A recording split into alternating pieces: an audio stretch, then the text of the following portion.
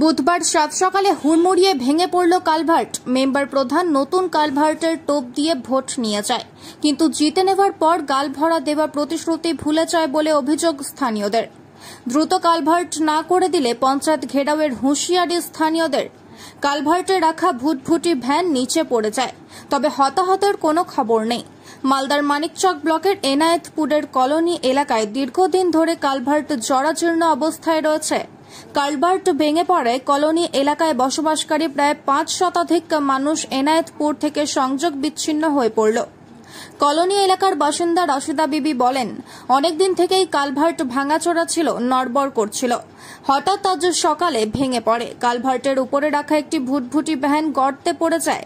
Culvert করে দিব বলে মেম্বার প্রধানরা বারবার আশ্বাস দেয়, ভোট নিয়ে চলে যায়, কিন্তু কাজের কাজ কিছুই করে না। কলোনিতে আমরা শিশু বয়স্ক নিয়ে প্রায় ৫০০ জন বাস করি। এখন ছেলে মেয়েরা কি করে স্কুলে যাবে? আমরা নিত্য প্রয়োজনীয় কাজে কিভাবে যাব? দ্রুত কাজ না করলে পঞ্চায়েত ঘেরাও করব।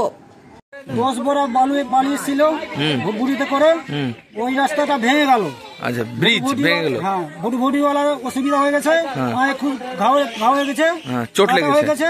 আচ্ছা, এই রাস্তাটা প্রত্যেক 10 সাল থেকে বলছে মেম্বার মুখিয়াকে, কোনো দায়িত্ব নেই না। আজকে বলছে কি বানিয়ে দিব, কানেকশন হয়ে গেছে। কই কানেকশন হয়েছে? আমরা 1000 লোক কোথায় যাব এখান থেকে? না হলে আমরা ব্লক ঘেরাও করব, পঞ্চায়েত ঘেরাও করব, রাস্তা ঘেরাও করব। এই জিনিসটা দেখতে হবে। কি কি সমস্যা হলো? এই যে ভেঙে গেল, কি সমস্যা? আমরা এখন যেতে পাবো না ওই পারে। আচ্ছা, ভোটের সময় আসছে, ওই বলছে কি আমার ভোট আছে, ওই বলছে কি আমার ভোট আছে, ও বলছে কি আমি নিজের জমি বিক্রি করে দিব, আমার বাপের জমি বিক্রি করে দিব। আমার করছে না এখানে। তো এখন বাচ্চারা স্কুল যেতে পারবে? আর বাচ্চারা এখন কেউ যেতে পারবে না, একটা সাইকেল যেতে পারবে না। আচ্ছা, যে হঠাৎ করে ব্রিজটা পড়ে গেল, ওখানে একটা ভুটভুটি ছিল দাঁড়িয়ে, ওটাও পড়ে গিয়েছে, ভেঙাচুরা হয়ে গেছে। আবার এখন ড্রাইভারকে চোট লেগেছে। হ্যাঁ, চোট, পায়ে ব্যথা হয়ে গেছে। এই ব্রিজের অবস্থাটা কেমন ছিল?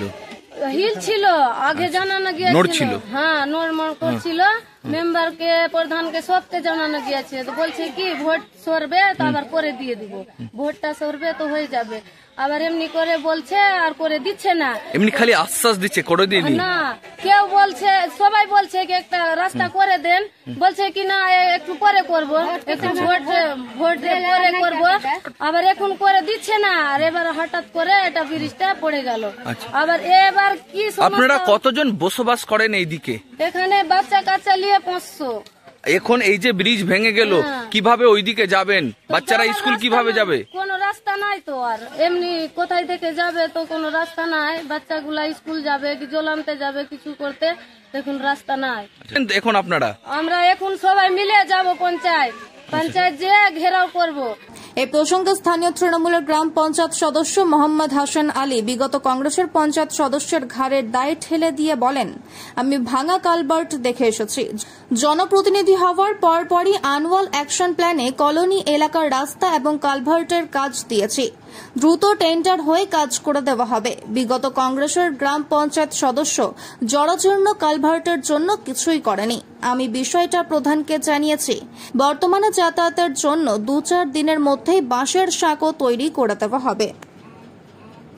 আমিও সকালের দিকে বাড়িতে আছি, তো আমার কাছে একটা ফোন আসে যে আপনার সংসদের কলোনির যেটা পুরাতন কালভার্ট ছিল, একটু ওকেজ অবস্থায় ছিল কালভার্টটা, তো ভেঙে পড়ে গেছে। এবার শোনার পর আমি ওখানে গেলাম, গিয়ে দেখলাম যে কালভার্টের হাফ অংশটা পড়ে নিচে মাটিতে চলে গেছে, ভুটভুটিও তার সঙ্গে পড়েছিল, এবং মানুষ বিশেষ ক্ষতি হয়নি, মানুষকে ওখানকার লোকজন উদ্ধার করেছে। আমি জনপ্রতিনিধি হয়ে যাওয়ার পর কালভার্ট ওখানে বিগত 5 বছর থেকে ওকেজ অবস্থায় আছে, এবং কংগ্রেসের মেম্বার এই বুথের মেম্বার হয়ে 5 বছর মেম্বারগিরি চালিয়েছে, কিন্তু কালভার্টের কোনো গুরুত্ব কালভার্টের দিকে দেয়নি। তারপরে আমি মেম্বার হয়ে যাওয়ার পর প্রথমে আমি আমাদের অ্যানুয়াল অ্যাকশন প্ল্যানে ওই কালভার্ট এবং ওই রাস্তাটা ভাঙচুর যে আছে ওই রাস্তাও দিয়েছি। অ্যানুয়াল অ্যাকশন প্ল্যান পাস হয়ে চলে এসছে।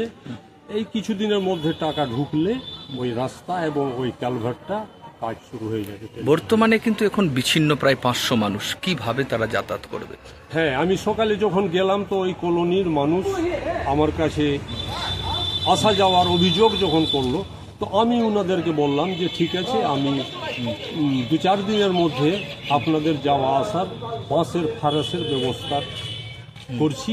পঞ্চায়েত অফিস গিয়ে প্রধানকে জানাচ্ছি এবং প্রধানকে নিয়ে এসে দেখাবো, দেখিয়ে যাতায়াতের যে কোনো একটা সুব্যবস্থা আমি 2-4 দিনে করে দেবো।